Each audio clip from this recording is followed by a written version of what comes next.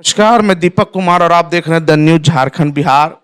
और लोकसभा चुनाव अब समाप्त हो चुका है और एनडीए कहीं ना कहीं सरकार बनाने की ओर भी है, लेकिन वो सरकार पहले जैसी रहेगी नहीं रहे, वो बात की बात है। लेकिन गोड्डा लोकसभा चुनाव जो कि काफ़ी दिलचस्प रहा और लगातार चौथी बार जो है निशिकांत दुबे यहाँ से सांसद बने और एक इतिहास भी रचने का काम किया। हमारे साथ मौजूद हैं चुनावी विश्लेषक और समीक्षक राकेश रंजन सिंह, जो शिक्षाविद भी हैं और ये चुनाव के दौरान लगातार गोड्डा में थे और कहीं इनका कांग्रेस पार्टी से लगाव रहा है। राकेश जी, बहुत लंबे समय के बाद जो है ऐसा लगा कि गोड्डा में परिवर्तन का दौर बह रहा है, परिवर्तन की लहर बह रही है। देश भर में भी ऐसी बातें थी। प्रियंका गांधी यहाँ पे आई, बहुत बड़े स्तर पे यहाँ पे प्रोग्राम हुआ और लगा कि इस बार जो है कहीं ना कहीं हाथ बदलेगा हालात और 3 बार के बने हुए सांसद को शायद इस बार हार देखना पड़ेगा। लेकिन कहीं ना कहीं जो है वो बातें नहीं हुई। फिर चौथी बार सांसद बने निशिकांत जी। क्या लगता है इंडिया अलायंस कहाँ पर चूक कर गई? धन्यवाद दीपक जी। इस बार निश्चित रूप से गोड्डा लोकसभा में परिवर्तन का एक माहौल था। मैं लगातार गोड्डा लोकसभा में घूमता रहा हूँ, समय मैं देता रहा हूँ विगत 3 सालों से, और इधर भी लगातार मैं घूमने के दौरान, भ्रमण के दौरान आम मतदाता की मैं बात कर रहा हूँ। पॉलिटिकल और सोशल जो एक्टिव हैं, जो कार्यकर्ता हैं, उनकी बात नहीं कर रहा हूँ। आम मतदाता भी परिवर्तन के मूड में थे और यहाँ पर राहुल गांधी जी का भी प्रोग्राम हुआ भारत जोड़ो न्याय यात्रा के दौरान, एक माहौल बना और निश्चित प्रियंका गांधी वगैरह सारे लोग आई।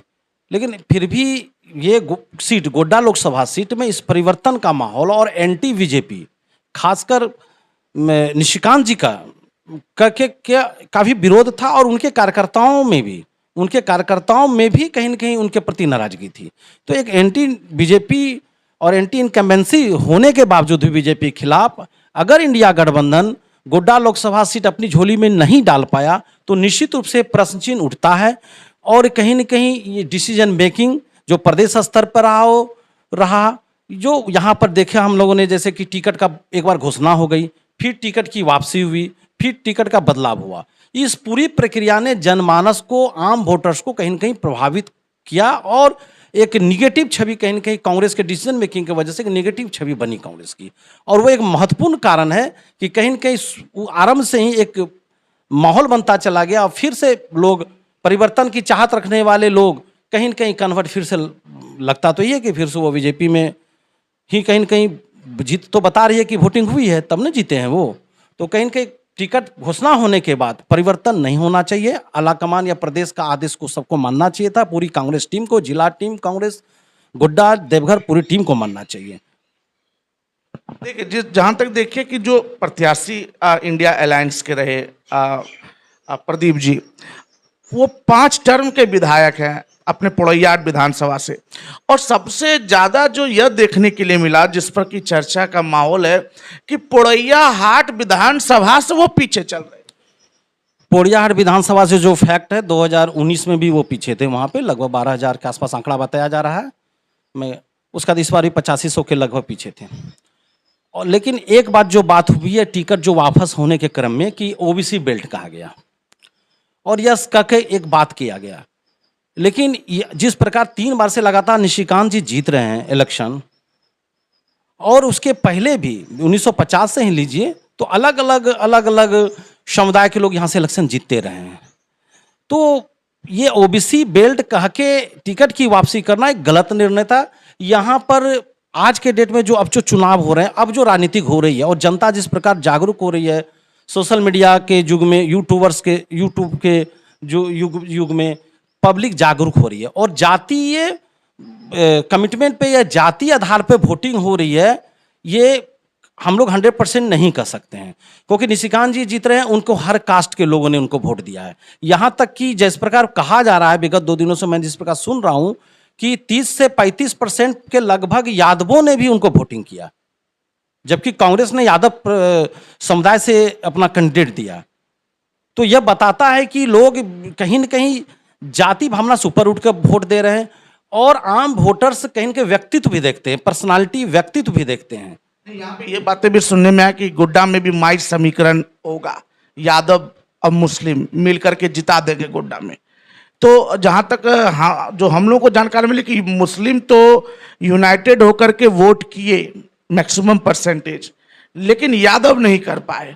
तो क्या लगता है कि ये जो सोच है कि यहाँ पे यादव और मुस्लिम मिल जाएगा तो सीट निकाल लेगा, क्या इस सोच में कितनी आपको जानदार? दूसरी बात, दीपिका पांडे की शादी जिस परिवार में हुई है वह कुर्मी समाज से है, तो क्या कुर्मी ओबीसी नहीं है? ये तो हास्यास्पद है कि कुर्मी समाज को अब कुछ लोग ओबीसी नहीं मानते हैं। पूरे गोड्डा विधानसभा में लगभग 2 लाख, मुझको सही आंकड़ा पता नहीं, कुर्मी समुदाय का वोट है और ये कुर्मी समुदाय को ओबीसी मानते नहीं है। ये जिस प्रकार का विरोध हुआ वो कुर्मी समाज की बहू है और आप जिस प्रकार इन लोगों ने विरोध किया, निश्चित रूप से कहीं न कहीं एक ये असहज की स्थिति थी।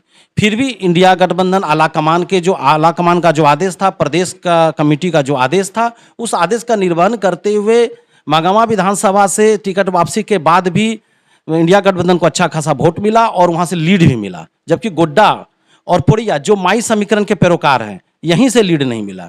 तो ये बताता है कि माई समीकरण नाम का कोई समीकरण नहीं है, क्योंकि आप बिहार चले जाइए, माई समीकरण के नाम पर ही राजद की राजनीति चलती है और वहां पर बिहार में चले जाइए तो राजद की क्या स्थिति रही। जिस प्रकार कहा जा रहा है कि 20 से 25 सीट निकाल लेंगे, लेकिन वहां से 20 से 25 सीट की जगह में काफी कम सीटें आई, 4 सीटें मात्र आई। 4 सीटें लगभग 250 रैली तेजस्वी यादव ने किए, लेकिन परिणाम देख लीजिए 4 सीटें। तो ये काफी एक सोचने वाली बात है कि माई समीकरण कोई समीकरण नहीं है। और ये जो एक अवधारणा है कि मुस्लिम समाज बीजेपी माई समीकरण के तहत वोट देता ही नहीं, मुस्लिम समाज भी अब सोचने समझने लगा, पढ़ने लगा है, वो भी शिक्षित हो रहा है धीरे धीरे।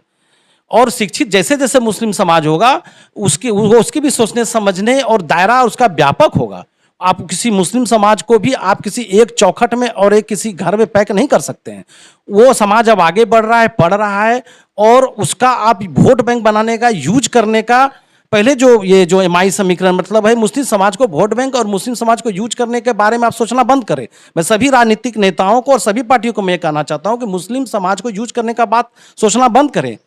उनके यहाँ से उनके जो मुद्दे, उनके यहाँ शिक्षा बढ़ेगी, उनके यहाँ एजुकेशन बढ़ेगा, फिर उनके यहाँ रोजगार बढ़ेगा, उनकी आर्थिक सुविधाएं बढ़ेगी, तो मुस्लिम समाज भी डेवलप करे। ये हमारा फोकस होना चाहिए हर पार्टी का। ये और माई समीकरण का हर्ष हम लोगों ने देखा बिहार में, उतने तेजस्वी जी का उतना सभा हुआ, रैलियां हुई और बिहार में एक चूक भी हुई। आप माई समीकरण मतलब ये नहीं होता यादव मतलब लालू फैमिली ही नहीं होती है, एक बात चूक है। जब पप्पू यादव जी को कांग्रेस से टिकट मिला तो उनका विरोध नहीं होना चाहिए, ये बहुत बड़ी चूक थी। और कन्हैया कुमार को दिल्ली नहीं लड़वा के बिहार लड़वाना चाहिए। कन्हैया कुमार बिहार लड़ते, अब पप्पू यादव, कन्हैया कुमार और अखिलेश सिंह जो भी वहां के लोग थे वो पूरे बिहार में कन्हैया कुमार से प्रचार करवाना चाहिए।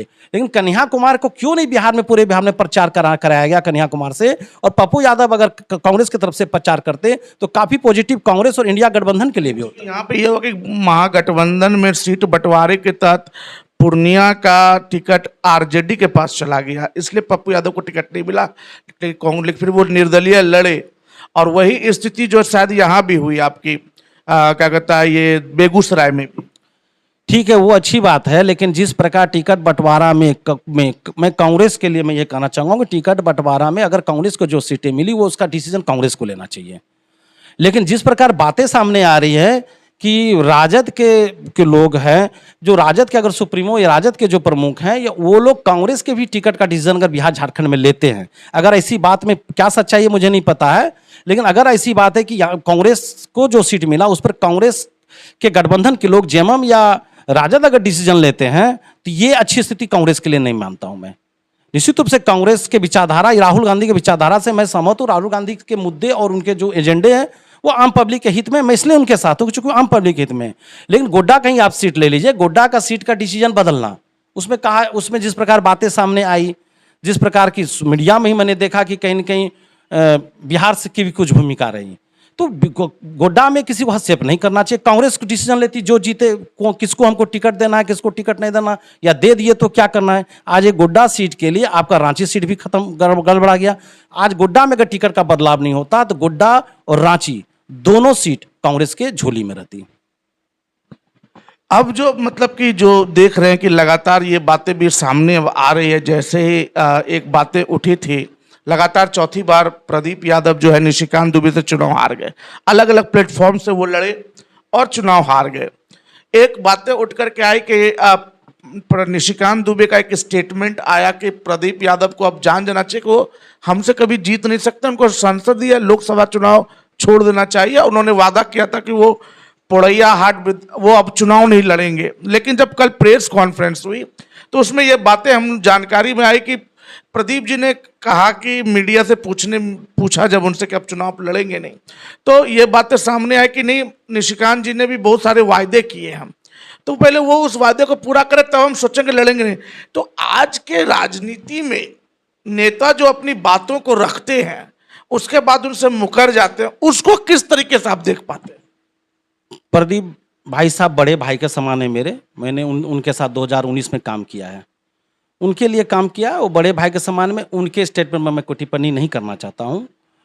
और ये चुनाव लड़ना नहीं लड़ना कोई बात नहीं है, और संवैधानिक अधिकार है वो, और बातें चुनाव में कुछ कही जाती है, कह दी जाती है, उसको वो बहुत बड़ा इशू नहीं है और मैं उन पर भी टिप्पणी नहीं करना चाहता हूँ।